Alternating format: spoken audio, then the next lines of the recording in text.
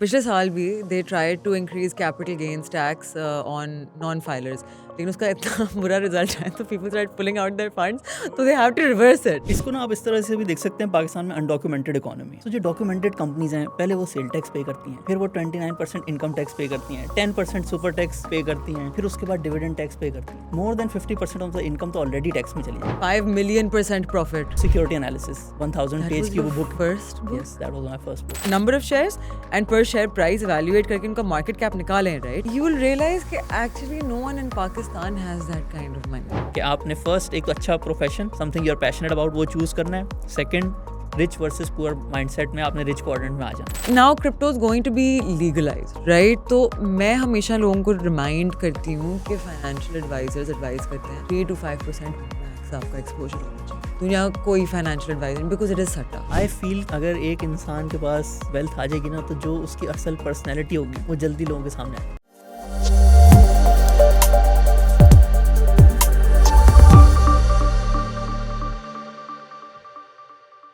Hello, everyone, and welcome to another episode of Stock Talk, where we like to talk about a beautiful place called the Pakistan Stock Exchange. Today, as usual, I have someone very brilliant, very lovely. Ek aise shakhs jo actually you guys probably recognize from his podcast on YouTube as well. We have with us Mr. Abdur Rahman Najam, who is also a financial enthusiast, expert in his own right, and someone जो मेरी तरह एक मोहब्बत रखते हैं for the equity markets. Thank you so much for being with us today. Thank you. बिस्मिल्लाहिर्रहमानिर्रहीम। Thank you Ashal for inviting me. No, of course. तो सबसे पहले we have the federal budget coming up, right?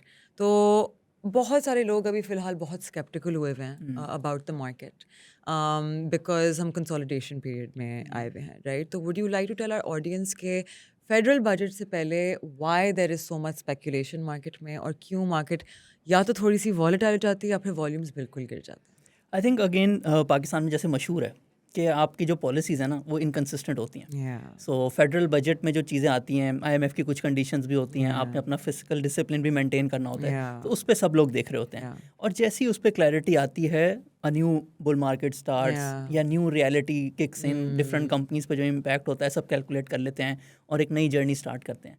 I think overall budget में different industries पे तो impact आ सकता है, but overall अगर आपने इंडेक्स की ट्रेजेक्ट्री देखनी है या आपने स्टॉक मार्केट का आउटलुक देखना है, तो मेरे हिसाब से other than two things there is nothing which can एक तरह से डेट्रीमेंटली इम्पैक्ट द इन्वेस्टर, और वो है capital gains tax on stock market या फिर डिविडेंड टैक्स।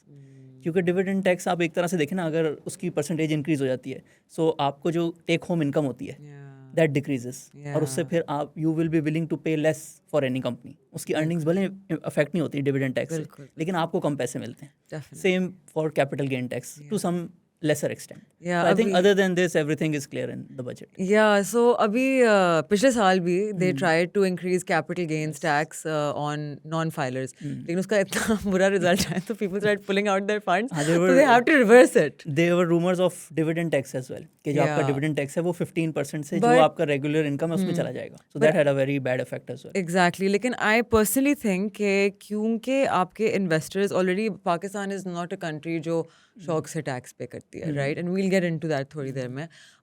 लेकिन आई थिंक के कैपिटल गेन्स टैक्स और डिविडेंड टैक्स के बारे में मैं इसलिए टेंशन नहीं लेती क्योंकि आई थिंक कि क्योंकि इतना थ्रेट होता है of people removing their investments, और वैसे ही हमारा मार्केट कैप टू जीडीपी जो रेशियो है it's 14%, right, which is one of the lowest in the world. 1/10 of US, I think. Yeah, basically they're at 130%, exactly.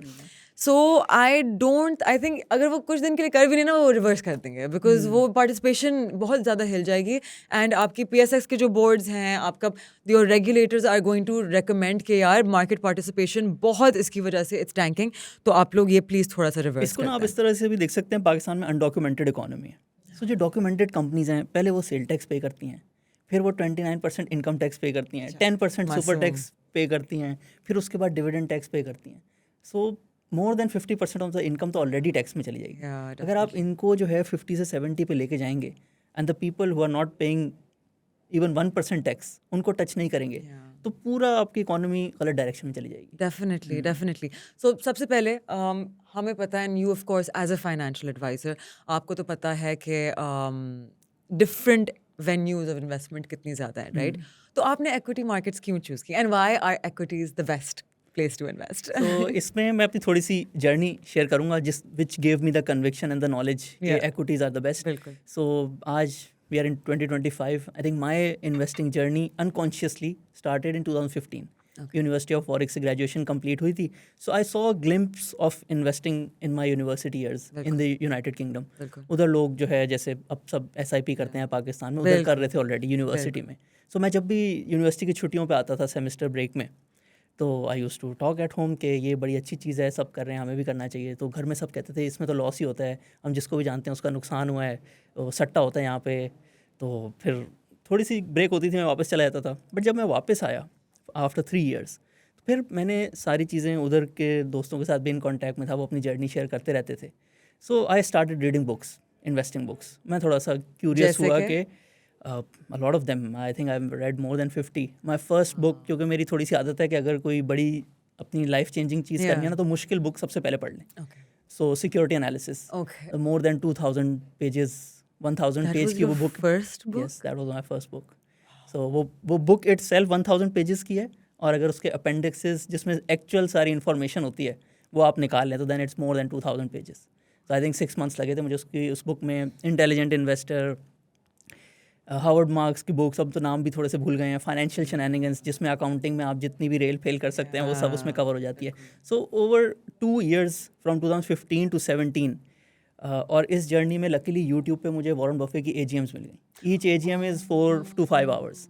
So 1994 onwards वो मैंने सारी देखी, क्योंकि लोग अपनी स्टोरी तो सब बता रहे हैं. Mine as well. 5 million% profit. Yeah.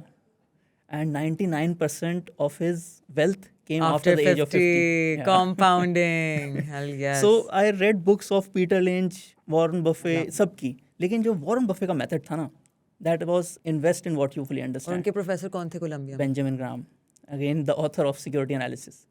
So इस सारी चीज़ों से समझ आया कि अगर आप स्टॉक मार्केट को as a business partnership treat करेंगे तो then you can make a lot of return.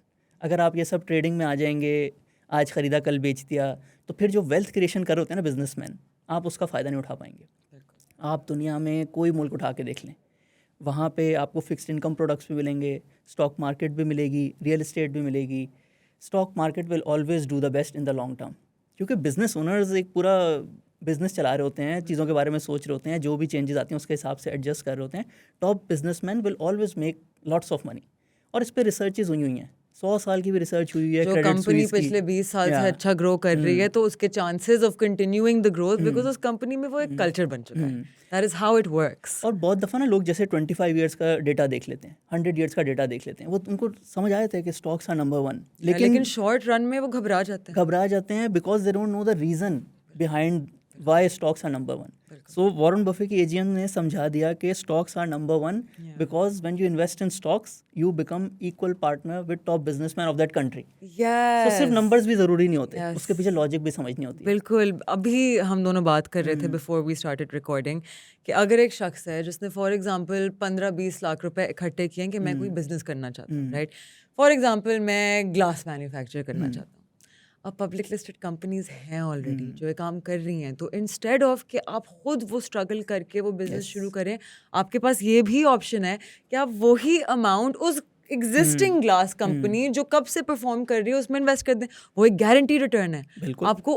And you said के अनलेस आपको लगता है कि आप बेहतर कर सकते हैं, अनलेस के जैसे like we started our company, so we thought we can make better return than others, तो फिर आप एक न्यू चीज़ स्टार्ट कर सकते हैं. और एक और चीज़, दुनिया में तो यूजुअली लेट्स से अगर कोई ग्लास कंपनी है ना, तो जो उन्होंने पूरे पिछले 20 सालों में एक पूरी इन्वेस्टमेंट की है इन द प्लांट, और आप उसके पार्टनर बनने चाह रहे हैं, तो आपको प्राइस उस इन्वेस्टमेंट से ज़्यादा मिलेगी.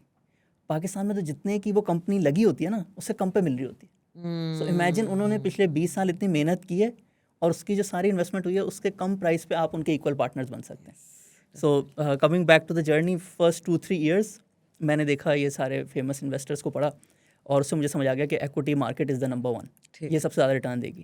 फिर एक और जो चीज़ मैं सुनता था अपने घर पे कि ये सारी बातें बाहर अप्लाई होती हैं, पाकिस्तान में अप्लाई नहीं होती. पाकिस्तान में जो सेठिया कल्चर या कंपनीज़ का ऑपरेट करने का तरीका जो है ना वो आपको इक्वली ट्रीट नहीं करते. So I spend 2 years from 2017 to 2019 जिसमें मैं मतलब रोज़ अखबारें पढ़ता होता था और डिफरेंट कंपनीज़ की कॉर्पोरेट ब्रीफिंग अटेंड करता होता था टू मेक श्योर कि जो प्रिंसिपल्स हैं ना उनको पाकिस्तान पे थोड़ा सा टेलर कैसे करना है. और उसमें फिर हमने अपना इन्वेस्टिंग फ्रेमवर्क भी लिखा जिसमें पाकिस्तान की रियलिटीज़ भी ज़रूरी हैं. आप डिट्टो जो कॉपी होता है जैसे याद करके अप्लाई कर दिया वो नहीं कर सकते बाय के प्रिंसिपल्स. और फिर 2019 ऑनवर्ड्स अकाउंट खोला. प्रैक्टिकल इन्वेस्टिंग की भी बड़ी जो इम्पोर्टेंस होती है. आप किताबों में तो पढ़ लें कि 1929 से लेकर 1932 बेयर मार्केट थी, लेकिन जब आप एक साल गुजारते हैं बेयर मार्केट में तो आपको पता चलता है फिर कि कितना मुश्किल होता है. सो 2022 में ना इतनी कन्विक्शन आ गई कि ये सारी चीज़ें पाकिस्तान में बहुत अच्छा रिटर्न देती हैं. पाकिस्तान में भी स्टॉक मार्केट इज़ नंबर 1 और डेटा भी शो कर रहा था. सो देन आई थॉट कि अब मुझे ये शेयर करना चाहिए सबके साथ. सो उसमें आई स्टार्टेड ट्विटर. पहले कभी यूज़ नहीं किया था, कोई किसी की नहीं करती. हाँ. सो विद इन 18 months उसके बाद फिर उस पर थोड़ा बैन लग गया. So we created now it's open again. Yeah now it's open again. So in 18 months एक कम्युनिटी बन गई ऑफ 18 months. Sorry 25,000 people. या और पाकिस्तान में तो इतने कम इन्वेस्टर्स हैं तो 25,000 की जो कम्युनिटी थी वो एक मैं कहूँगा कि टर्निंग पॉइंट था. मतलब आप अभी भी बिजनेस जर्नलिस्ट के भी अकाउंट्स देख लें पाकिस्तान में तो 50,000 60,000 ही उनके फॉलोअर्स होते हैं. सो बस कंपनीज पे थ्रेड्स लिखना, इकोनॉमी पे बात करना, अ लॉट ऑफ पीपल कनेक्टेड. और इसके बाद फिर इसमें जब 2 years स्पेंड किए सो और भी जो पर्सनल एक्सपीरियंस था इन्वेस्टिंग का वो भी उसको भी 5 years हो गए थे. एक बुल मार्केट भी स्टार्ट हो गई थी. बहुत अच्छा टाइम था for everyone to take advantage of it. So then we started our company. हमने कहा अब हमने ये जो वेल्थ क्रिएशन है दूसरे लोगों के लिए भी करनी है. उनको भी गाइड करना है, उनको भी बताना है कि पाकिस्तान में ये जो रियल एस्टेट को इतना बड़ा बनाया हुआ है कुछ नहीं है इसके अंदर. और इसमें जब फैन ऑफ इलिक्विड मार्केट्स जब हमने स्टार्ट किया ना this was the second turning point. Retail investors ने भी हमें ज्वाइन किया but in our first 3 months Pakistan के top businessman they asked us to manage their wealth. Their portfolios are more than 100 million. So चलें retail investors में तो आप सोच सकते हैं कि इनके पास ऑप्शन नहीं होता, इनको लोग सही सर्विस नहीं दे रहे होते तो ये हमारे पास आ रहे हैं. But those people on one call could have an account in any of the top mutual fund या brokerage house. So जो हमारा इन्वेस्टिंग का तरीका था of invest in what you fully understand coming from Warren Buffett, उससे conviction मिली कि these are financially literate people जो खुद भी बिजनेस करते हैं. if they are choosing us तो we must be doing something really good. और फिर वो जर्नी जो है आज भी इम्प्रूव होती जा रही है. बहुत मज़ा भी आ रहा है. It's my passion as well. Lovely. So I think this was the whole journey which gave me the conviction कि equities are number 1. Lovely. I absolutely love that you shared that with me. Thank you for that. आपने अभी mention किया about your company, right? So let's talk a little bit about that ताकि हम अपनी audience को बता सकें कि other than your mutual funds, आपके brokerages, there are more ways of investing, right? कि ज़रूरी नहीं है शायद आप एक सर्जन हैं, शायद आप पूरा दिन काम करते हैं, शायद आप कोई और जॉब है जो बहुत टैक्सिंग है. Not every one has the time, right? Which is when professionals like yourself come in और आप लोगों की रिस्क एपेटाइट देख के बहुत सारे अलग अलग मेजर्स देख के और डिसाइड करते हैं कि आपने उनको किस तरह से रिकमेंडेशन करनी है ऑफ इन्वेस्टमेंट. तो can you tell me about your company, what you guys do, the fact that आप SECP के साथ रजिस्टर्ड हैं. अच्छा, इसमें वी फेल्ट जैसे हमने अभी बात की ना, अगर तो कोई ऑलरेडी एक अच्छा बिजनेस चल रहा है और आप उसमें कोई वैल्यू ऐड नहीं कर सकते तो फिर आपको उसका पार्टनर बन जाना चाहिए through the stock market. But we felt कि पाकिस्तान में रिटर्न्स अच्छे हैं, म्यूचुअल फंड्स के भी अच्छे हैं जो 100 इंडेक्स के रिटर्न होते हैं उसके आसपास होते हैं. But communication is lacking. ठीक है, वो लोगों को जो सारी जर्नी एक तरह से जो लॉजिक है ना बिहाइंड दोज नंबर्स वो कन्वे नहीं कर पा रहे. तो हमने इस पर बहुत ज़्यादा फोकस किया और हमने अपनी पूरी जो advisory services, investing master class, इसमें एक विजन बनाया कि जो हमने वॉरेन बफे के प्रिंसिपल सीख लिए ना ये 1 मिलियन लोगों तक पाकिस्तान में पहुँचाने हैं ओवर 5 to 10 years.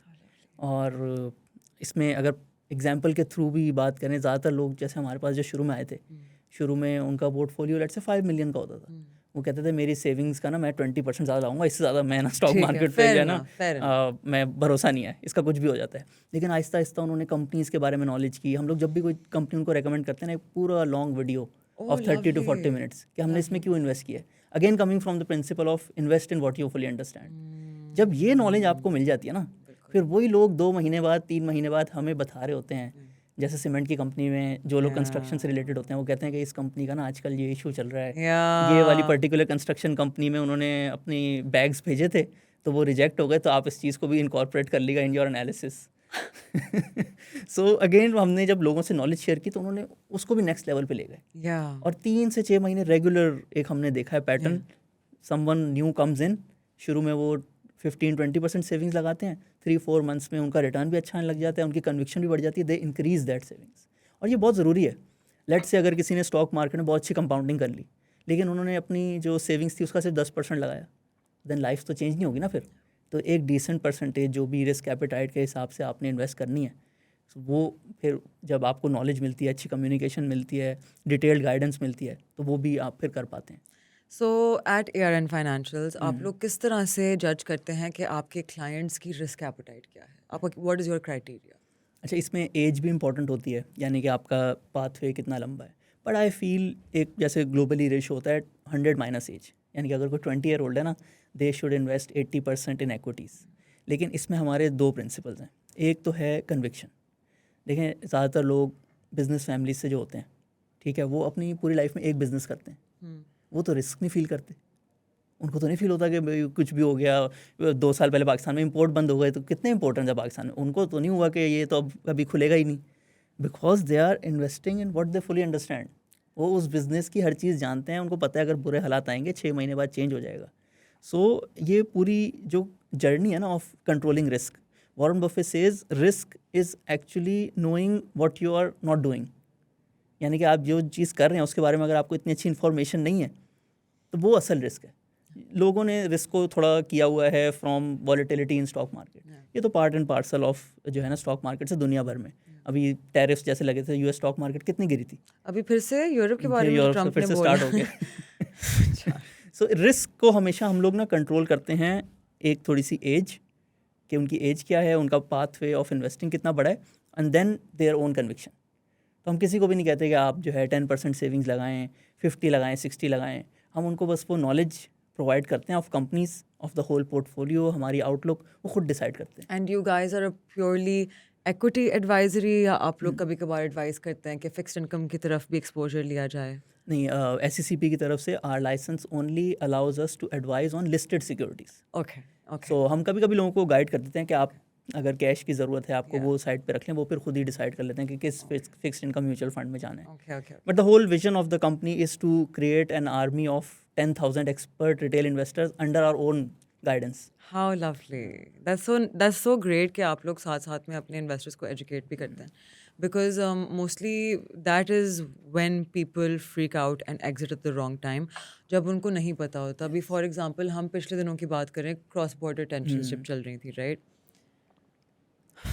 इतने लोगों ने गलत एग्जिट लिया, and I can't recommend, right, because मैं म्यूचुअल फंड्स में काम करती हूँ, तो possibly come under देखो मंडे को किस तरह से अपर लॉक्स और and then Monday everything was upper cap. तो किसी ने दिल पे पत्थर रख के थर्सडे और फ्राइडे को इन्वेस्ट कर लिया होता, ओफ दे वुड एक दिन में आपने टी बिल का रिटर्न बना लिया, पूरे साल का Yes. टी बिल का रिटर्न बना लिया, right? So and I am sure what were you guys advising your clients? अच्छा, इसमें रिस्क एपेटाइट को देखने के लिए हमने थोड़ा सबको गाइड भी किया कि परसेंटेज ऑफ सेविंग्स आपकी क्या होनी चाहिए. वॉर भी एक ऐसी चीज़ होती है कि थोड़ी प्रोलॉन्ग भी हो सकती है 10 दिन के लिए, but mostly we were also invested. हमें सारा पता था कि जो कंपनीज हैं, क्योंकि पाकिस्तान इंडिया में ना ट्रेड होता नहीं है, इकोनॉमिक इम्पैक्ट ज़ीरो है. And both are nuclear countries, they won't actually do anything. और सिर्फ इसमें ये होता है कि जितनी देर ये थोड़ी अनसर्टेनिटी रहेगी ना, तो स्टॉक मार्केट नीचे आ सकती है. अदरवाइज़ कोई ऐसी कंपनी नहीं, जैसे ट्रम्प टैरिफ्स में आप देखते हैं एक्सपोर्टर्स को नुकसान हो सकता है.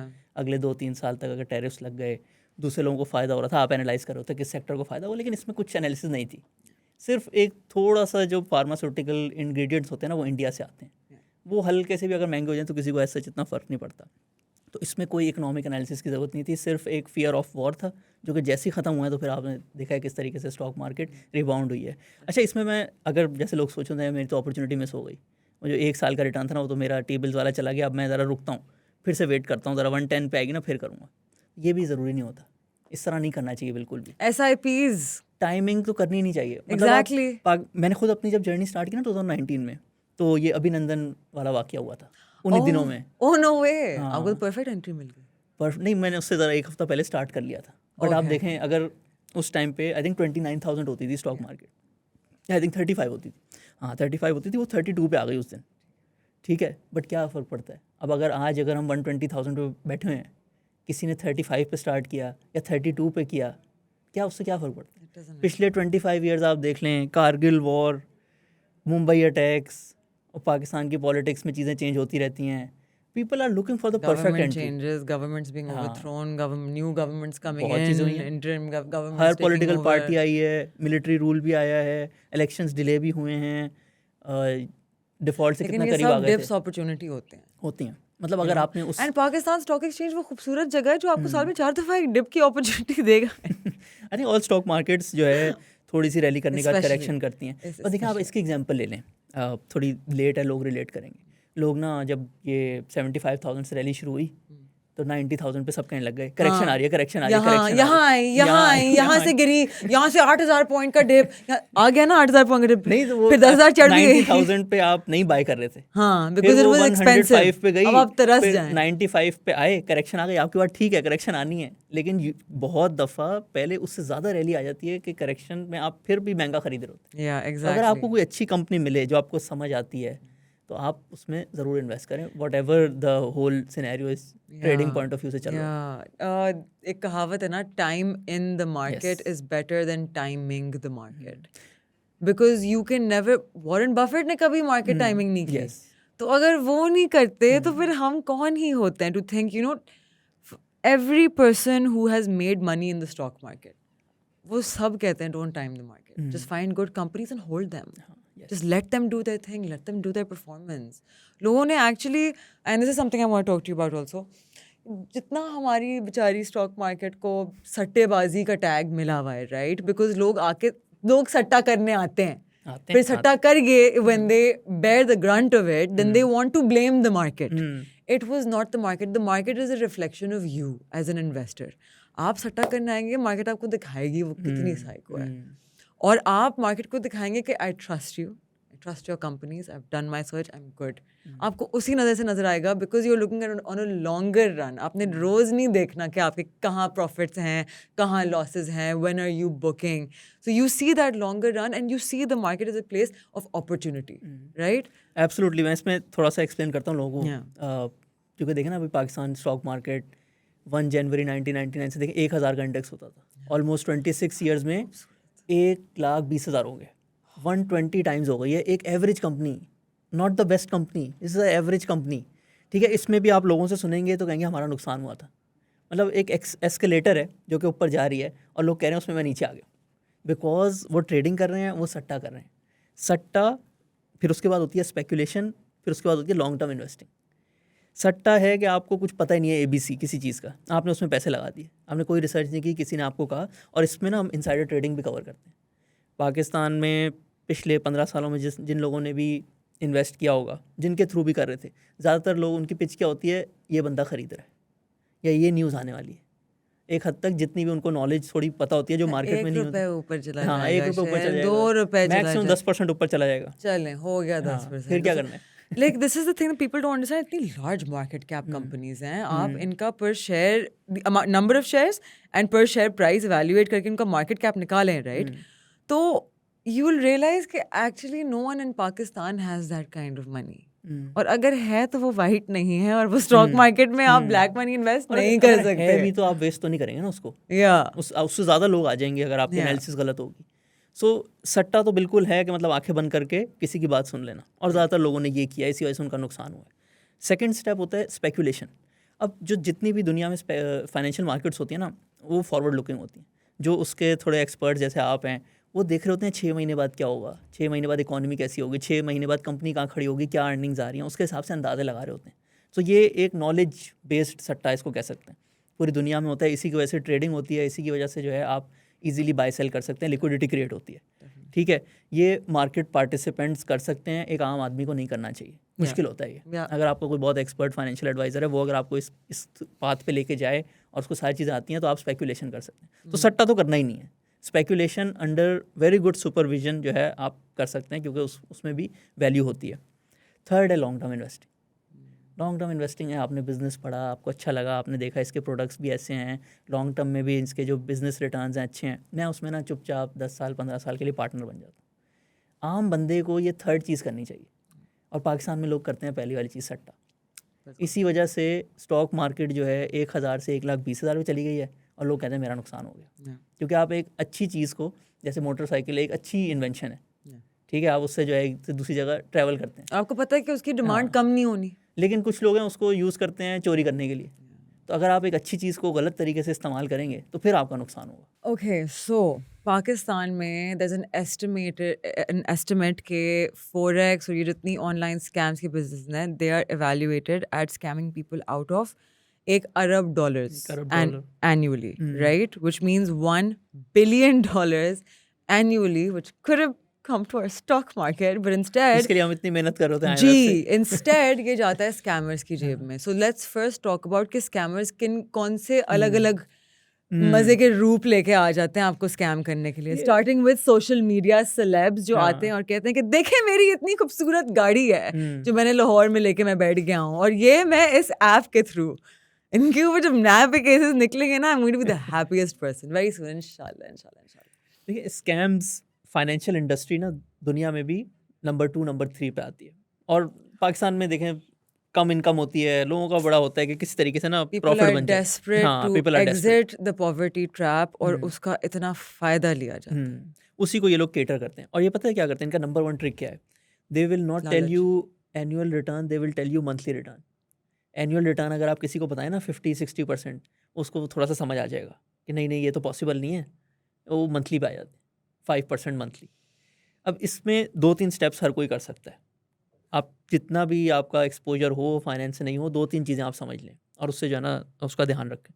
फर्स्ट, दुनिया के टॉप इन्वेस्टर्स, मैंने नहीं आज तक देखा किसी का 25% ज़्यादा रिटर्न हो साल का एवरेज। यानी कि जो फाइनेंशियल रियलिटीज़ है ना दुनिया की, that does not allow anyone to make more than 2% per month for a long period of time. तो कोई भी इससे ज़्यादा अगर आपको जो है रिटर्न क्लेम कर रहा है तो वो एक रेड फ्लैग है।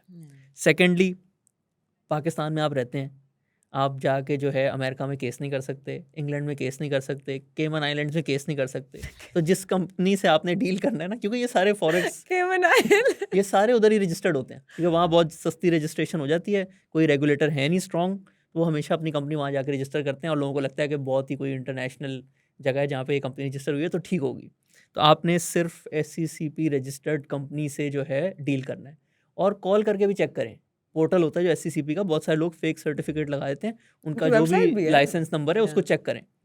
और सिर्फ 3 तरह की कंपनीज है पाकिस्तान में जिसमें आप अपनी इन्वेस्टमेंट जो है ट्रांसफ़र कर सकते हैं।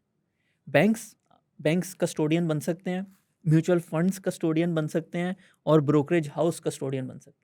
इसके अलावा आप किसी को भी अगर पैसे ट्रांसफ़र करेंगे ना, तो आपने सिर्फ फीस की अमाउंट ट्रांसफ़र करनी है, कैपिटल ट्रांसफ़र नहीं करना। सो सिर्फ ये 3 इंस्टीट्यूशन होते हैं which are allowed to take your investment. इसके अलावा अगर किसी के पास कोई भी भले वो रजिस्टर्ड है, जैसे हमारी कंपनी है SCCP रजिस्टर्ड है, लेकिन हम किसी से कैपिटल नहीं ले सकते, उसकी फ़ीस ले सकते हैं। और लास्ट, थोड़ा सा सोचें बैठ के, आपने 10 लाख रुपए अगर सेव किए हैं, उसको सेव करने में ना आपको 2 से 3 साल लगें, तो डिसीजन लेते वक्त भी उसके बारे में सोचें। इतनी आसानी से उसको जो है गलत जगह पे मत लगाएं। At least spend 10 to 20% of the time it took you to earn that money, और उसको जो है इन्वेस्टमेंट में कन्वर्ट करने से पहले। How lovely, how lovely. And I can't wait for us to make another video on जब ये स्कैमर्स पकड़े जाएंगे, but that's for another day. तो अगर कोई चाहता है कि वो अपनी एडवाइजरी वाली जर्नी शुरू करे, right? They want to find an advisor, they want to come to you guys and they are like, you know, we need help. तो what is the process उसमें? तो इसमें फ़र्स्ट आप हमारा यूट्यूब चैनल जो है ना वो देखें, उसमें हमने कंपनीज़ की वीडियोस भी बनाई हुई हैं, वो सारी चीज़ें।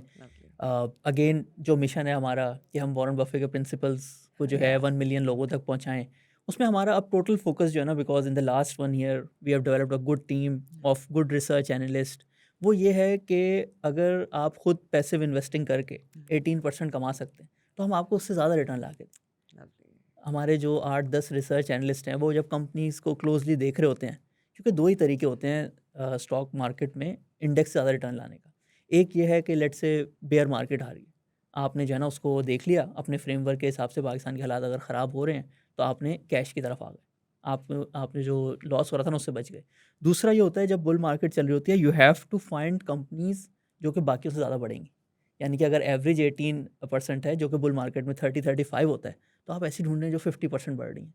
उसमें फिर जो whole knowledge of understanding the business, हमने कंपनी में भी ऐसा इन्वायरमेंट क्रिएट किया हुआ है ऑफ इंसेंटिव्स कि अगर कोई भी अच्छी कंपनी ढूंढ के लाता है तो उसको बोनसेस मिलते Oh, हैं। lovely. सो पूरा एक ऐसा एटमॉस्फेयर बनाने की कोशिश की है, again from principles of Warren Buffett, कि जो 8 से 10 लोग हैं वो अच्छी अच्छी अपॉर्चुनिटीज़ ढूंढ के लाएं और जो बेस्ट इन्वेस्टमेंट्स हो ना वो फिर हम अपने अपने क्लाइंट्स को एडवाइस करें। So that is our Lovely. Mission. हमारी वेबसाइट पे आप जाके और भी पढ़ सकते हैं इसके बारे में कि हम कैसे सारी चीज़ें वर्क करती हैं। Okay. But the first step is YouTube channel, उस पर आप कंपनीज की वीडियोस देखें। Yeah. अगर आपका जो थिंकिंग प्रोसेस है वो लॉन्ग टर्म इन्वेस्टिंग का है और आपको वो चीज़ें समझ आती हैं, then we are always here for you. And how do they contact you? So हमारी वेबसाइट पे सारे कॉन्टैक्ट Okay. नंबर्स हैं, Okay. मेरा भी अवेलेबल होता है। Okay, काफ़ी ज़्यादा लोग, lovely. जैसे हमने कन्विक्शन की बात की ना, Yeah. आखिर में फाइनल डिसीजन लेने से पहले 1-2 मिनट मुझसे भी ज़रूर बात करते हैं, Okay, just to get that lovely. Confidence. Lovely, lovely. So Pakistan Crypto Council has been established, right? हालांकि हमारा पाकिस्तान स्टॉक मार्केट काउंसिल नहीं है, but okay. And but हमारी यूथ जो है, right, Gen Z is very impressionable, right? उनको gamified marketing tactics बहुत काम करते हैं, उनका attention span बहुत छोटा है। ऊपर से Gen Z does not like being spoken down to. They don't like the attitude कि हमें तुमसे ज़्यादा पता है, right? Gen Z कहता है कि नहीं, हम बाप है. You know what I mean? And fair enough, because the customer is always right, you know? Now, the reason why crypto has done so well in Pakistan, we have an estimated 30 million users. 30 million? 30 million. 100 times of stock market ji, accounts. 300,000 हमारी खूबसूरत market, प्यारी, physically present, okay, fundamentally viable, okay, जाके आप बाहर धरना दे सकते हैं उस कंपनी के गेट के बाहर, लेकिन नहीं, ठीक है? 30 million accounts, obviously illegally, moving their money through Hawala and all of these things. And now crypto is going to be legalized, right? तो मैं हमेशा लोगों को remind करती हूँ कि financial advisors advise करते हैं 3 to 5% max आपका exposure होना चाहिए। दुनिया का कोई फाइनेंशियल एडवाइजर नहीं, बिकॉज इट इज सट्टा। जितना भी आपका फंडामेंटली स्ट्रॉन्ग कॉइन क्यों ना, उसकी यूटिलिटी कितनी हाई क्यों ना हो, and I am sure there must be, I understand there must be, but it is not physically there, right? तो how do you feel about crypto versus stocks? अच्छा, इसमें देखें, फर्स्ट एक चीज़ रिकग्नाइज करते हैं जो जिसके बेसिस पे ना जेन जी उसको बहुत अच्छा समझ रही है। अभी हम आगे उसको बात करेंगे कि that does not really hold true for the future as well, कि पिछले 10-15 सालों में बिटकॉइन ने बहुत अच्छा रिटर्न दिया, एंड दैट्स ट्रू, ठीक है। फिर हम क्यों आज जो है स्टॉक मार्केट की बात कर रहे हैं? क्योंकि ये 100 साल 200 साल, आई थिंक 1600 में पहली स्टॉक मार्केट खुली थी, और उसके पीछे बिजनेसेस हैं। तो आप कभी भी अपनी सेविंग्स ऐसी चीज़ पे नहीं लगाएंगे जिसकी लॉन्जेविटी ऑफ रिटर्न्स जो है ना वो अभी तक डेवलप ही नहीं हुई। सो द रीज़न ये सारे इंटरनेशनल इंस्टीट्यूशंस 3 to 5% ज़्यादा नहीं लगाते, वो यही है कि बिटकॉइन को अभी सिर्फ 17 साल हुए, 2008 में इसका वाइट पेपर आया था, ठीक है। दूसरी एंगल ये है, तो फर्स्ट हमने इस्टेब्लिश कर लिया, एक तो अगर आप वो फ्रीलांसर हैं, आपके पास कोई बायर एक्सेस है फंड्स का, आप लीगली अगर कर सकते हैं, एक तो अच्छे प्लेटफॉर्म पे करें, ऐसा प्लेटफॉर्म जो कि यूएसए में या यूके में रजिस्टर्ड हो अंडर द टॉप रेगुलेटर, और 3 to 5% maximum of your savings आप उसमें करके, एक हो सकता है फ्यूचर में कोई बहुत बड़ी चीज़ क्रिएट हो जाए। लग गया तो लग गया, राइट? अब मैं आपको बताता हूँ कि ये लोग सोचते हैं ना कि ये $1 से $1,00,000 का हो गया, ये फ्यूचर में नहीं हो सकता। ऑफ कोर्स वो हो चुका। उसका रीज़न ये है कि लोग इसको डिजिटल गोल्ड कहते हैं ना। गोल्ड का आज दुनिया में जितना भी गोल्ड है ना, अगर उसकी सारी वैल्यू निकालें ना, दैट इज़ $20 trillion, ठीक है। अब हम देखते हैं कि अगले 25 सालों में बिटकॉइन मैक्सिमम कितना रिटर्न दे सकता है। डिजिटल गोल्ड हम अज्यूम करते हैं बिटकॉइन बन जाता है, ठीक है। 3 से 4% हर साल इन्फ्लेशन होती है, तो जो गोल्ड है ना वो $20 trillion से $50 trillion हो जाएगा 25 ईयर्स में। और ज़्यादातर जो एक्सपर्ट्स हैं ना वो तो कहते हैं कि बिटकॉइन विल बिकम, यानी कि उसका मार्केट कैप 50% ऑफ गोल्ड का हो जाएगा, यानी कि वो अपनी जर्नी में 50% गोल्ड के बराबर आ जाएगा। लेकिन हम अज्यूम कर लेते हैं वो 100% हो जाएगा, यानी कि आज से 25 ईयर्स बाद बिटकॉइन की valuation will be $50 trillion equal to gold, ठीक है। आज बिटकॉइन की वैल्यू $1,00,000 का बिटकॉइन है, 20 मिलियन बिटकॉइन है। 1,12,000 का हो गया, चलें तो थोड़ा और कम हो गया रिटर्न फ्यूचर का। सो $2 trillion ऑलरेडी हो चुका है। $2 trillion से अगर आप 50 पे जाएंगे, that is the best case, यानी कि अगर वो 25 ईयर्स में डिजिटल गोल्ड बन जाता है, सब उस पर ट्रस्ट करने लग जाते हैं, 25x ये पाकिस्तानी स्टॉक मार्केट के एवरेज कंपनी का डॉलर में रिटर्न है ये in last 25 years. What a circle back. आप देखें ना 1 लाख से व्हाट लेके अ पिच। 1 लाख से लेके फाइनेंशियल एडवाइजर के साथ मार्केटिंग में भी नहीं आप देखें लास्ट 25 इयर्स में 1,000 से 1,20,000 120 टाइम्स। इस टाइम में 5.5 टाइम्स डिवैल्यूएशन हुई है। 55 का डॉलर 280 का हुआ है। सो डॉलर में जो रिटर्न्स हैं वो क्लोज टू 22 टू 23x है। सो अगर ये डिजिटल गोल्ड बन भी जाता है it might most probably will give similar returns to what Pakistan Stock Exchange has been giving in the last 25 years. What a beautiful place, na?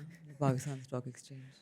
और अगर नहीं बना डिजिटल गोल्ड, कोई हैक हो गया, जीरो पे भी जा सकता है। Any big number multiply by zero is zero. Exactly, Yeah. exactly. So अगर आप Gen Z को कहें, if you advise them, right, on how to invest, what would you say to them and how would you win them over? अच्छा Gen Z को from my experience as well जो मैंने पिछले 5 से 10 सालों में सीखा है, मैं 3 प्रिंसिपल्स ऑफ वॉरेन बफेट जो है ना वो काफ़ी ब्रॉड मतलब हर लाइफ के एस्पेक्ट को ना कवर करते हैं। First is do what you love to do, यानी कि अपना प्रोफेशन उस चीज़ को बनाएं that is your passion. Because आप भी इससे रिलेट करेंगी, अगर आपका किसी चीज़ में पैशन नहीं हो ना, आप 20-25 साल उसमें लगाएंगे मैक्सिमम आप CEO बन जाएंगे। बट वही पैशन के साथ अगर आप 5 साल डिसिप्लिन के साथ काम कर लेना, you will become a big name in your industry. मतलब आपकी जो वो लैडर ऑफ एक्सपर्टीज होती है ना वो बहुत तेज़ी से आप क्लाइम कर लेते हैं because you think about it all the time. तो आपके progression of in your career के जो चांसेस हैं ना वो वहाँ पे सबसे ज़्यादा हैं in the thing you like to do. So वो प्रोफेशन चूज़ करें। और अब तो इतना सोशल मीडिया का दौर आ गया है कि कोई ऐसा काम रह नहीं गया which can not be monetised. So अपने पैशन को try to convert it in your profession, that is the first advice from my side. Second is read about rich versus poor mindset. और मैं आपको इसका Rich Dad Poor Dad, best rich dad book. Poor dad पढ़ें। मैं इसको crux आपको बताता हूँ, जो मैंने बहुत सारी बुक्स पढ़ी हुई हैं। क्रक्स ये है, दुनिया में इन्फ्लेशन होगी, हर जगह होगी, पाकिस्तान में तो और ज़्यादा होती है। रिच क्या करते हैं, जैसे उनके पास सेविंग्स आती हैं, अपनी इनकम में से पहले तो एक अच्छा परसेंटेज सेव करते हैं और उसको एसेट्स में कन्वर्ट कर देते हैं। टॉप रिटर्निंग जो एसेट्स होते हैं जैसे कि स्टॉक मार्केट, उसमें कन्वर्ट कर देते हैं। ठीक है, जो पुअर होते हैं ना, एक तो वो सेव नहीं करते They buy और अगर expensive वो things. They make money to buy things. बिल्कुल, और फिर अगर सेव कर भी लिया तो उसको वो तकिए के नीचे रखती है। जहाँ वो डिवैल्यू होता रहेगा until it discounts एक to मैंने zero. इंस्टाग्राम पे लेटली रील देखी, एक बंदा था वो हर दिन $5 सेव कर रहा था, कोई लगाता नहीं था। तो वो कोई 20-30-40 साल बाद ना कोई $80,000 हो गए थे। और वही दूसरी साइड पे एक बंदा था वो $5 इन्वेस्ट करता जा रहा था। S&P 500 की एग्जांपल थी, बाहर की थी। सो वो कोई $20-30 मिलियन हो गए after compounding. So rich versus poor mindset के सिर्फ 2 ही क्रक्स हैं। एक तो आपने पहले इनकम से सेव करना है और उसको फ़ौरन जो है इन्वेस्टमेंट में कन्वर्ट कर देना है। वेट नहीं करना। हाँ, ये this is the second thing कि आपने फर्स्ट एक तो अच्छा profession, something you are passionate about, वो चूज़ करना है। Second, rich versus poor mindset में आपने रिच क्वाड्रेंट में आ जाना है और सेविंग्स को इन्वेस्टमेंट में कन्वर्ट करना है। थर्ड इज़ उनकी फिलॉसफी है invest in what you fully understand. अब जिस सेविंग्स को आपने इन्वेस्टमेंट में कन्वर्ट करना है ना, तो कोशिश करें उस चीज़ में लगाएं जिसको आपको समझ हो। So you can sleep well at night, वो अच्छा रिटर्न भी देगी, आप उसको फॉलो भी कर रहे होंगे। हम लोग भी अपनी कंपनी में ये प्रिंसिपल फॉलो करते हैं टू पिक टॉप कंपनीज। अब एवरेज इंडेक्स का जो रिटर्न है that is 18% per year, but हम लोग कोशिश करते हैं इसको 23-24 तक लेके जाएँ। कंपाउंडिंग बहुत ज़्यादा हो जाती है। जस्ट फॉर रेफरेंस, अगर 18% रिटर्न होना तो आपके 4 साल में पैसे डबल होते हैं। यानी कि 30 ईयर्स में आपके 8 टाइम्स ऑलमोस्ट डबल हो जाएंगे। यानी कि 1 रुपी बिकम्स 32, 1 लाख बिकम्स 32 लाख। ठीक है, सॉरी ये मैंने गलत मतलब 8 से मल्टीप्लाई कर दिया। कंपाउंडिंग और सेविंग का प्रॉब्लम यही है कि सेविंग इज़ 8 + 8 + 8 इज़ 24, लेकिन कंपाउंडिंग में 8 × 8 इज़ 512। सो अगर again coming back to the example, अगर आप 18% रिटर्न लेकर आ रहे हैं हर साल, तो आपके 4 साल में पैसे डबल होंगे। 36 ईयर्स में आप 9 दफ़ा डबल करेंगे। फॉर दोज पीपल जो सोच रहे हैं कि नहीं लेकिन 18 × 5 is closer to 100, that's because उसमें आप कंपाउंडिंग का प्रिंसिपल नहीं डाल रहे, बिकॉज आपको हर साल अपने प्रिंसिपल अमाउंट पे 18% मिल रहा है। That's why it takes 4 years. उन्होंने मैथ गलत नहीं बोली बिल्कुल भी। सो लेट्स से आपके पास अगर आज 10 लाख रुपए है ना, और आप उसको लॉन्ग टर्म के लिए इन्वेस्ट करेंगे, वो 4 साल बाद 20 होंगे, फिर 40 होंगे, फिर 80 होंगे, फिर 1.6, 3.2, 6.4 वो एक वीडियो है ना इंस्टाग्राम पे जो बहुत वायरल हुई थी. I think it was maybe someone went on Joe Rogan's podcast, जिसने कहा you are only 10 doubles away from $1 million. yes. The whole thing of compounding, right? So So इसमें फॉर रेफरेंस अगर हम 18% पे compound कर रहे हो ना Yeah. For let's say 36 years, तो आप 500 टाइम्स बढ़ती है आपकी इन्वेस्टमेंट. लेकिन अगर आप 25% अचीव कर लें, जो कि हमारी कंपनी का गोल होता है कि हर साल ना 5% 7% तक आउट परफॉर्मेंस लेकर आएँ बाय स्टडिंग डिफरेंट कंपनीज, उनको डिटेल में पढ़ना सब कुछ, तो आप 12 दफ़ा पैसे डबल करेंगे, 3 दफ़ा एडिशनल डबल करेंगे. एंड 3 दफ़ा एडिशनल डबल का मतलब होता है 8 टाइम्स हायर. और आप लोगों की, I believe you guys have as a financial advisory company, आप लोगों का एक एडवांटेज है over the mutual funds, which is के आपकी सेक्टर एलोकेशन लिमिटेशंस नहीं होती और सिंगल स्टॉक एलोकेशन लिमिट्स नहीं होती, राइट? अगर आप चाहें कंपनी में 100% एक्सपोजर लेना, आप ले सकते हैं. Whereas we can only take max 10%, yes. and in a sector fund you can take 15%. Yeah. हम भी इतना ज़्यादा तो नहीं करते, but I'm saying if, तो अगर आपको लगता है कि एक बहुत सॉलिड कंपनी, फॉर एग्जांपल पिछले साल अगर आप 100% साजगार में इन्वेस्ट तो माशाल्लाह आपके रिटर्न्स. नहीं, हमने जब 1 जुलाई 2024 को स्टार्ट किया ना, तो फर्टिलाइजर सेक्टर में गैस डिस्पैरिटी स्टार्ट हो चुकी थी. तो उस वक्त हमने उस कंपनी FFC में almost 25% exposure. Are you guys allowed to short sell? We can advise. We can advise on everything listed. So एक तरह से जो सारे futures हैं वो listed हैं, but we don't do it. वो शरिया compliant भी नहीं होता. और देखें, अगर आप लॉन्ग टर्म के लिए इन्वेस्टमेंट करेंगे ना, कंपनी लेट से आज 100 की और आपको लगता है उसकी वैल्यू 200 पे है, वो हो सकता है 80 पे आए, लेकिन इवेंचुअली वो 200 पे चली जाएगी. ठीक है, लेकिन अगर आप शॉर्ट सेल कर रहे होंगे और आपको लग रहा है कंपनी ओवर वैल्यूड हो गई है, हो सकता है अभी वो और ज़्यादा थोड़ी बढ़े फिर नीचे आए. So in long term you only have to predict के 2-3 साल बाद वो कहाँ होगी. लेकिन शॉर्ट सेल में you have to predict the direction as well as the timing. यानी कि अगर मैं कोई शेयर 100 रुपये पे शॉर्ट कर दूँ, मुझे लग रहा है वो 50 पे आ जाएगा और वो आ जाए 50 पे, लेकिन उससे पहले अगर वो 150 पे चला जाएगा ना, तो मैं जीरो हो गया. ये नहीं करना चाहिए. लोग शॉर्ट सेलिंग लेवरेज पे करते हैं ना. I've only, before I was, with the mutual funds, when I was on the retail side, मैंने सिर्फ 2 दफ़ा short sell किया और मैंने एक दफ़ा I was a hit, एक दफ़ा I was a miss, तो वो कुल मिला के 0% profit हो गया. नहीं, अगर लॉन्ग टर्म में आपको इतने अच्छे रिटर्न्स मिल रहे हैं, so then why शौक हो रहा था. मैंने बस नया सुना था कि शॉर्ट सेलिंग भी होती है स्टॉक मार्केट में. एक दफ़ा तो करके देखो. नहीं, जो लोग ने 1-2 दफ़ा किया है ना, they should rank themselves among the top 1%. लोग तो 20-20 साल 25-25 साल करके लॉस करते रहते हैं, फिर भी उनको समझ नहीं आता. सटा. That is gambling. अगर किसी ने एक दफ़ा ट्राई किया, उसको समझ आ गया, वेरी गुड, आपको जल्दी समझ आ गया और अब आप आगे नहीं करेंगे. So there's different types of portfolios, right? कुछ sector concentrated portfolios होते हैं, कुछ dividend portfolios होते हैं, कुछ growth portfolios होते हैं. Would you like to talk about the different kind of portfolios जो आप लोग advise करते हैं to your clients? अच्छा, अब जैसे दुनिया में ना एक है वैल्यू इन्वेस्टिंग, एक है ग्रोथ इन्वेस्टिंग. ठीक है, लोग समझते हैं जो वैल्यू इन्वेस्टिंग होता है ना, they look for low P ratios, high dividend yield. और जो ग्रोथ इन्वेस्टर्स होते हैं ना, they look for companies which are growing risk takers 10 times in 10 years. Companies that take risk and reinvest in but अगर आप value investing को सही से पढ़ेंगे ना, सिर्फ ऊपर से 2-4 आपने विकिपीडिया के पेज नहीं पढ़े और 1-2 वीडियोज़ नहीं देखी. वैल्यू इन्वेस्टिंग इज़ एक्चुअली कि आपने एक कंपनी में जब इन्वेस्टमेंट करनी है जब उसकी price is less than it's value. ठीक है, यानी कि एक कंपनी की 100 रुपये वैल्यू है और अगर वो 50 रुपये आपने ख़रीद ली ना, दैट इज़ वैल्यू इन्वेस्टिंग.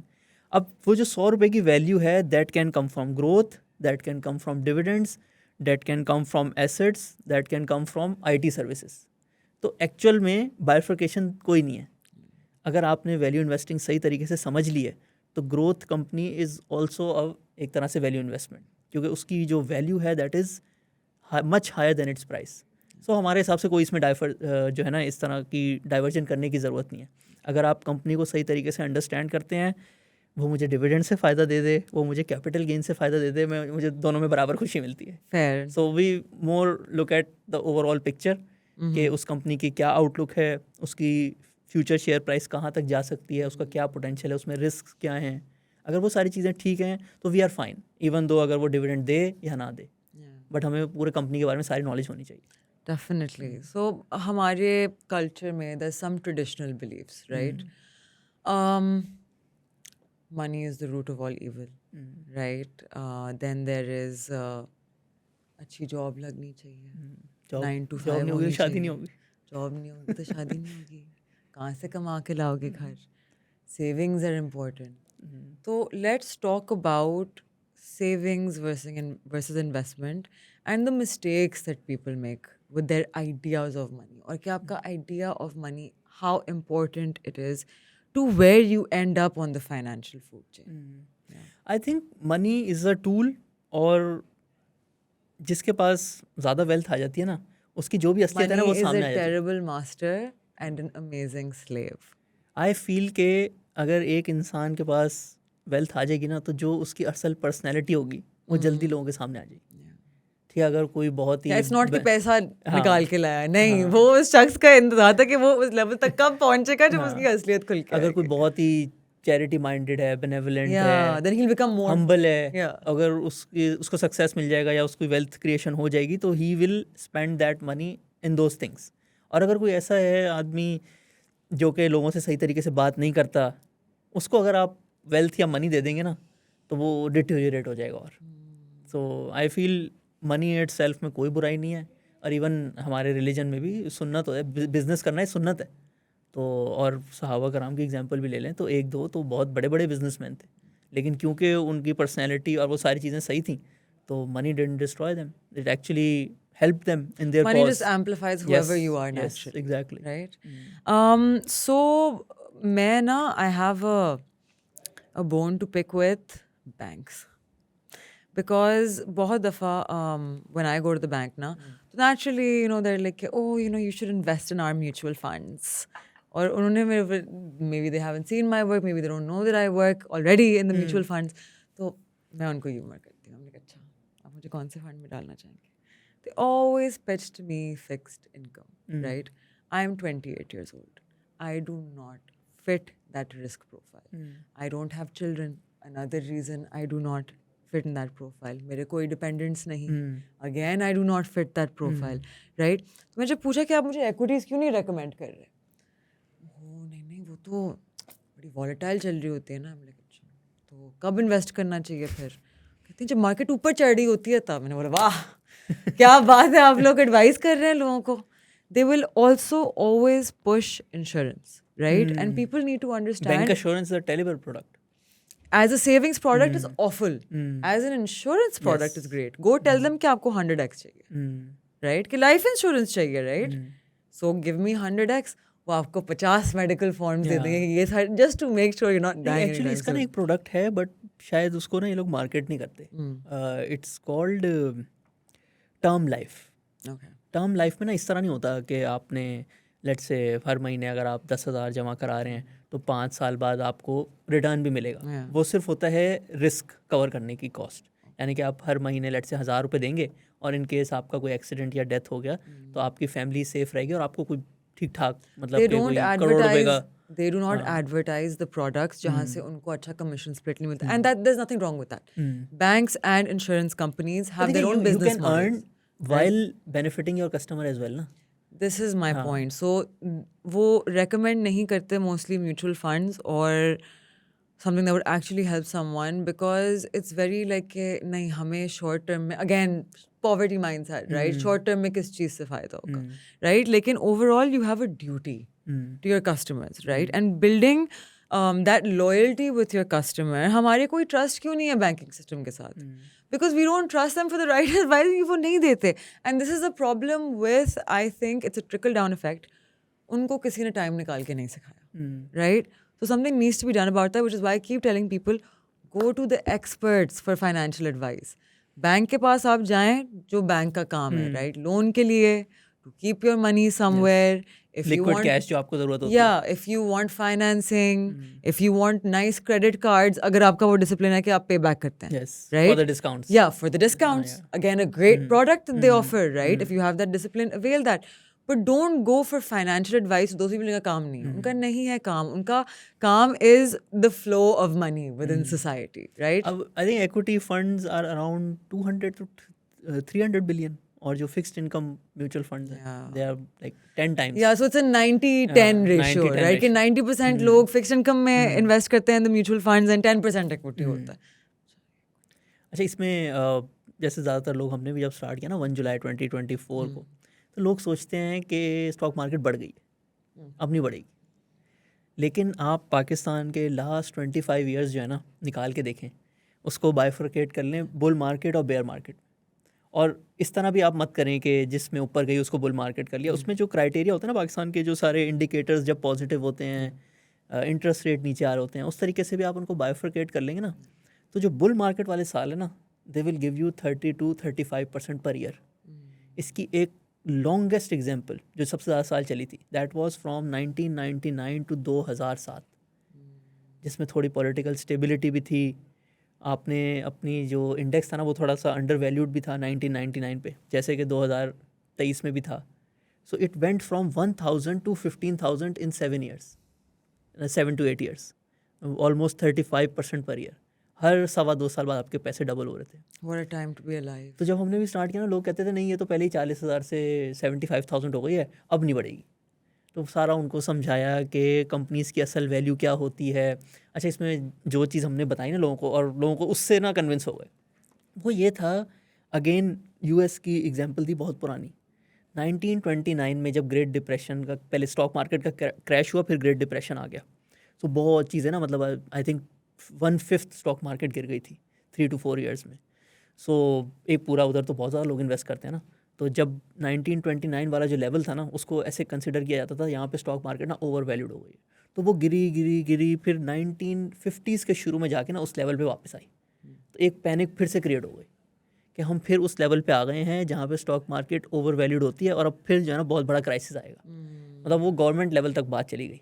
तो फिर वॉरेन बफे के टीचर बेन ग्राहम को सेनेट में बुलाया, एंड ही एक्सप्लेन्ड कि stock market looks high, is high, but is nowhere close to what it used to be in 1929. And he explained कि इन 20 सालों में जो कंपनीज़ हैं, जो उनके प्रॉफिट्स हैं, वो 4 से 5 times बढ़ गए हैं. तो इस स्टॉक मार्केट को ओवर वैल्यूड होने के लिए 4-5 times होना चाहिए. तो पाकिस्तान में भी जो सारी कंपनीज है ना, वो हर साल एवरेज 15 से 17% प्रॉफिट बढ़ाते हैं. बेंजामिन ग्राहम पढ़ा हुआ है, मुझे एक्चुअली हैरत हो रही है, because in Pakistan, I've only met a handful of people who even know who he is. Okay, everyone was Warren Buffett, of course. Like, who doesn't know him? He's like, you know, even these days, especially recently, he was trending after he decided to step down, right? But you've read the book that you mentioned. I haven't read it, and now I'm going to go buy it right now to go and read it. Wow. And that is why आप fundamentally इतने strong हैं. This is why I tell people it's so important to study these things, because आपकी वो belief इतनी strong हो जाती है, right? And इस दुनिया में कुछ भी नहीं है without belief. Belief is going to take you here or here. Even ना कुछ लोग ऐसे करते हैं, जैसे डेटा अब देखें, इंटरनेट आ गया ना, तो डेटा देखना आसान हो गया.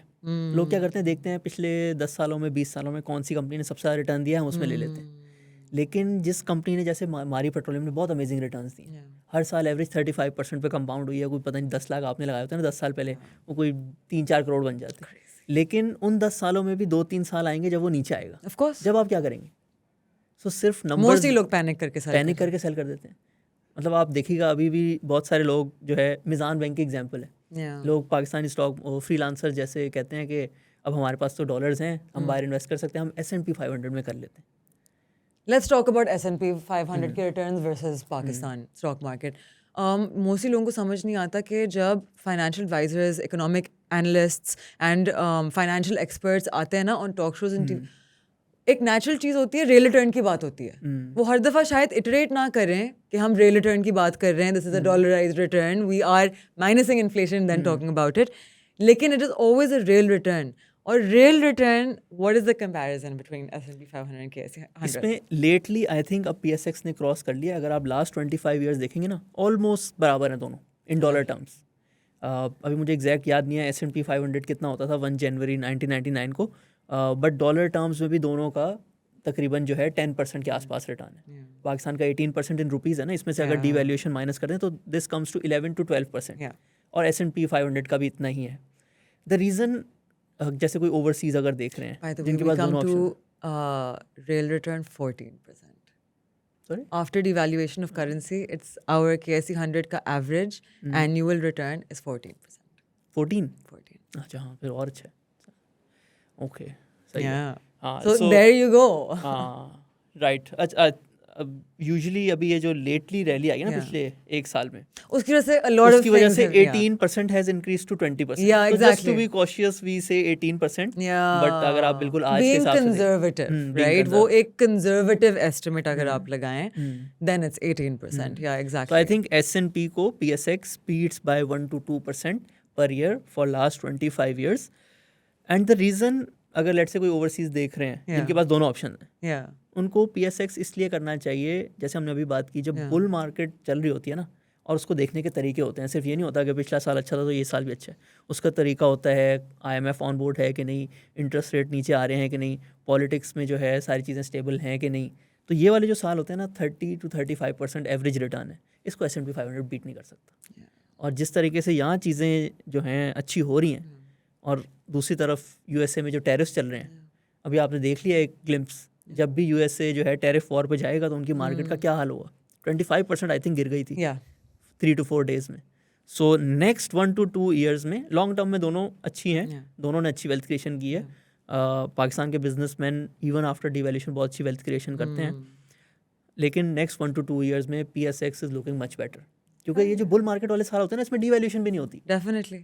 डिवैल्यूएशन भी नहीं होती, 30 to 35% रिटर्न भी आ रहा होता है. तो इसको तो कोई भी ग्लोबल मार्केट जो है वो बीट नहीं कर सकती. Definitely. इसी वजह से पिछले 1-2 साल से PSX टॉप 2 टॉप 3 पूरी दुनिया में आ रही होती है. या सो बहुत लोगों को लगता है कि जब वो बैंक अकाउंट में पैसे रख के सेविंग्स अकाउंट में रख देते हैं, राइट, कि उनको स्पेशली जब when the interest rate was 22%, so people were getting I believe 19.5%, लोगों को लग रहा था कि उनका बहुत पैसा बन रहा हाँ. था, right. They did not factor in कि इन्फ्लेशन Inflation वाज कितना? 37%. तो आप थोड़ा बताना चाहेंगे कि जब लोग ये सेफ इन्वेस्टमेंट्स में, लो यील्डिंग इन्वेस्टमेंट्स में इन्वेस्ट करते हैं, तो लॉन्ग टर्म में उनके पैसे की वैल्यू क्या होता है? बिल्कुल बिल्कुल. इन्फ्लेशन इज लाइक आपके रिटर्न्स को ना सबसे ज़्यादा inflation is like this little man, ठीक है, जो हर महीने आपके घर में घुस जाता है, बोलते पैसे दो, आप दे देते हैं और वो चला जाता है. And you don't know who he is. वो किसी हक से नहीं आया, वो बस आके पैसे लेके चला बट जाता है. जो बिजनेसेस होते हैं Yeah. वो इन्फ्लेशन को अपने फेवर में कर लेते हैं. वो भी अपने प्रोडक्ट्स महंगे कर देते हैं. सो लेट्स कंपेयर, अगर पिछले 1999 से अगेंस्ट देख लें, इन्फ्लेशन तकरीबन 10 टाइम्स हुई है. यानी कि एक एवरेज चीज़ अगर 1 रुपये की होती थी ना, आज वो 10 रुपये की हो गई. तो अगर आपने बैंक के सेविंग्स अकाउंट में रखे होते या म्यूचुअल फंड के फिक्स इनकम में रखे होते ना, तो आपकी तकरीबन इतनी ही 1 रुपया जो है ना वो 10-11 रुपये हो तो जाता. अगर उस टाइम almost पे बराबर होता आप ये मग खरीद सकते थे, आपको ये मग ही मिलेगा. हाँ. बस नोट जो है वो पहले जो 1 रुपये का सिक्का होता था वो अब 10 रुपये का नोट हो गया.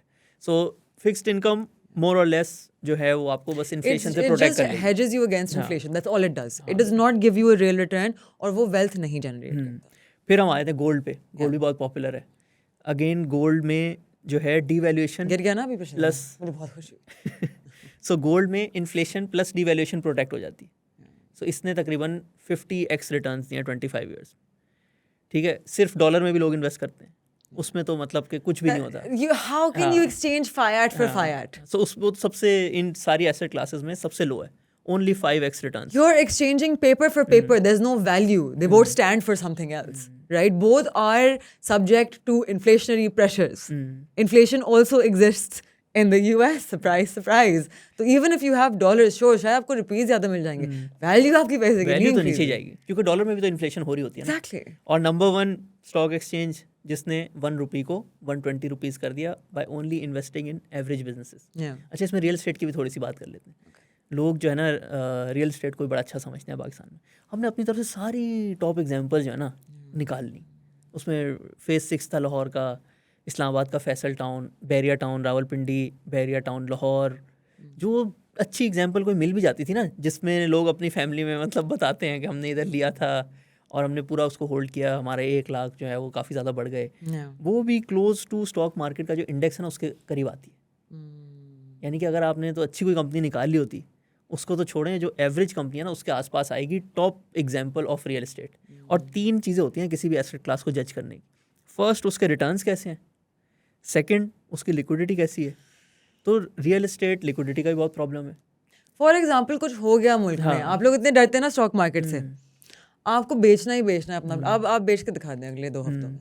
लेट्स से आपके पास 50 लाख की सेविंग है, आप 1-2 प्लॉट ले लेंगे, वो ख़त्म, एक ना एक सोसाइटी तो उसमें से स्कैम हो जाएगा, तो क्या रिटर्न्स आएंगे आपके। तो लिक्विडिटी में भी रियल एस्टेट जो है वो बहुत ही पीछे है। स्टॉक मार्केट में 2 दिन में जितना भी आपने बेचना हो आपके बैंक में अकाउंट में पैसे आ जाते हैं। और एक ये भी होता है ना, लेट्स से किसी के पास 50 लाख एंड सेविंग्स लेट्स थी। नॉट फॉरगेट कि real estate contributes a lot to the grey economy. Yes, absolutely.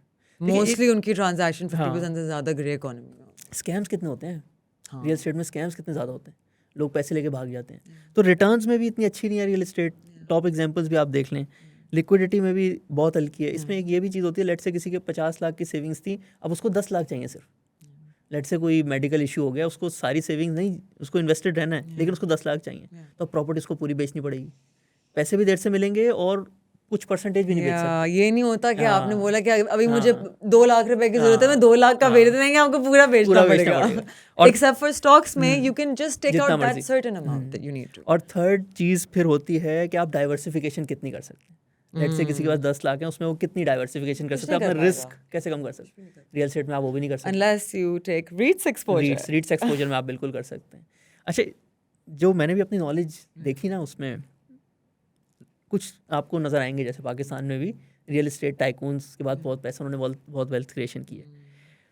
But real estate में डेवलपर जो है कमा लेता है, प्लॉट ओनर नहीं कमाता। लेकिन स्टॉक मार्केट में ओनर और इन्वेस्टर का प्रॉफिट बराबर है। नहीं, ब्रोकरेज तो कमाते वो तो बहुत कम परसेंटेज होती है ना। लेट्स से आपने 20 ईयर्स के लिए कोई कंपनी होल्ड की है, अब जो ओनर को डिविडेंड मिल रहा है आपको भी मिल रहा है, आप बाय सेल भी नहीं कर रहे, जितनी शेयर प्राइस उसकी बढ़ी आपकी भी बढ़ रही है। अगर आप ट्रेडिंग ट्रैप में नहीं पड़े, हाँ, ट्रेडिंग ट्रैप में लॉन्ग टर्म इन्वेस्टिंग करें। लेकिन रियल एस्टेट में नहीं, सट्टा डेवलपर जो है ना, डेवलपर के profits are way higher than जो प्लॉट्स एंड में खरीदते हैं। आप दुनिया के एग्जांपल देख लें, टॉप 20-30 रिचेस्ट पीपल निकाल लें, कोई भी रियल एस्टेट का नहीं होगा। बस एक वो जो है ना, लगता है लोगों को कि मेरे पास लैंड है, वो सेफ फील करते हैं। It's the feeling, it's the sentiment, it's the cultural banking. और आई थिंक इट्स चेंजिंग। हमने खुद almost I think more than 200-300 लोगों का तो अपने सामने देखा है कि जो पहले नहीं होते थे इन्वेस्टर स्टॉक मार्केट के, रियल एस्टेट के होते थे। अब वो पहले कुछ सेविंग्स लगाते हैं, फिर नेक्स्ट स्टेप रियल एस्टेट वाले भी आर कमिंग टुवर्ड एक तो REITs and then taking their own stock exposure. और वो जो सेकंड ट्रांच होती है ना, जिसमें वो अपनी परसेंटेज सेविंग्स और बढ़ाते हैं स्टॉक्स में, वो ज़्यादातर जो है ना कोई प्रॉपर्टी बेच के आती है कि अब हम एक प्रॉपर्टी बेच देते हैं, हमारे पास 3 प्लॉट है, एक बेच देते हैं। जो शख्स अपने बिजनेस में बिलीव नहीं करता, आप उसके बिजनेस में इतना क्यों यकीन कर रहे हैं, right? So, do you have any closing notes, any advice that you would like to share with the viewers, especially वो लोग जो अपनी financial journey शुरू कर रहे हैं और उनको समझ नहीं आता कि हम कहाँ से शुरू कर रहे हैं, because we've all been there. It can be a little intimidating. नहीं, it is a lot, मतलब कि एक ऐसा डिसीजन लेना जिसको आपने फिर अगले 5-6 साल तक करना है, तो उसके लिए एक तो सबसे पहले आप अपनी नॉलेज में इन्वेस्ट करें। सही, आप डिफरेंट पॉडकास्ट देखें, जैसे हम लोगों ने आपको एक्सप्लेन किया अपनी जर्नी के थ्रू कि स्टॉक्स क्यों नंबर 1 होते हैं। आप भी ये कन्विक्शन बिल्ड करें। जब तक कन्विक्शन बिल्ड नहीं होगी ना, आप फिर 2-3 महीने बाद रुक जाएंगे, आप वो जो है ना प्रोसेस पूरा कंटिन्यू कर नहीं पाएंगे। So invest in your knowledge, और इंटरनेशनल इन्वेस्टर्स को भी थोड़ी वीडियोज़ देखें, और थोड़े महीनों में ही आपको ना यकीन आ जाएगा कि स्टॉक्स बहुत अच्छा रिटर्न देते हैं। उसके बाद फिर आपने एक्शन लेना है। उसके बाद जब एक दफ़ा आपकी कन्विक्शन बिल्ड हो जाएगी ना, फिर आपने जो है ना उस प्रोसेस को डिले नहीं करना। हमने देखा 2 चीज़ों पे ना लोग सबसे ज़्यादा घबराते हैं। एक चीज़ पे तो हमने आज बहुत बात कर ली कि थोड़ी बहुत वॉलेटिलिटी चलती रहती है स्टॉक मार्केट में, but that is an opportunity, आपको डिप पे बाय करना होता है। जो दूसरी चीज़ होती है ना, people don't know what they are investing in. वो जिस कंपनी में इन्वेस्ट करते हैं उनको नहीं पता वो क्या करती है, उसकी फेयर वैल्यू क्या है। प्लॉट में ना लोग फिर भी अंदाज़ा लगा लेते हैं, साथ वाले से पूछ लिया भाई तुमने कितने का ख़रीदा था, इस पे घर बनाएंगे, इतना रेंट आएगा, तो फेयर वैल्यू तक पहुँचना आसान होता है। स्टॉक्स में थोड़ा सा मुश्किल होता है, इसलिए ऑन आवर चैनल हमने ज़्यादातर टॉप कंपनीज़ और अभी और भी बना ही रहे हैं, तो कंपनीज़ की वीडियोस जो है वो हमने काफ़ी बना के रखी हुई हैं। इसमें मिज़ान बैंक की वीडियो है। मिज़ान बैंक ने by the way last 10 years में एप्पल से ज़्यादा रिटर्न दिए। उनके स्टॉक ने, एप्पल कितनी बड़ी कंपनी है, बट मिज़ान बैंक ने उससे भी ज़्यादा वेल्थ क्रिएशन की। मिज़ान बैंक के स्टॉक ने, यस। मिज़ान बैंक में अगर आपने करंट अकाउंट खोला है, फिर नहीं, अगर आपने मिज़ान बैंक में के स्टॉक खरीदा है, तो लास्ट 10 ईयर्स में it has given more returns in dollars in last 10 years. Yeah, Alpha Investments, girly. So just putting that out there. So आपने सारी अपनी रिसर्च करके एंड में एक्शन ज़रूर लेना है।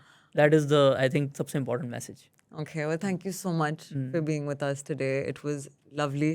It is always so nice to meet someone, especially who is investing and advising people to invest on the principles of value investing, right? Thank you so much and I hope आज हमारी जो discussion थी that has given you a lot of value and a new perspective course, because our whole 100%. Mission is के अब पाकिस्तान में कम से कम 1-2 million investors तो होने चाहिए ना. नहीं, at least 100 million. 100 10 crore यार, हमारी at least 30% population तो invested होना. इंडिया में आई थिंक अब काफ़ी ज़्यादा हो गए.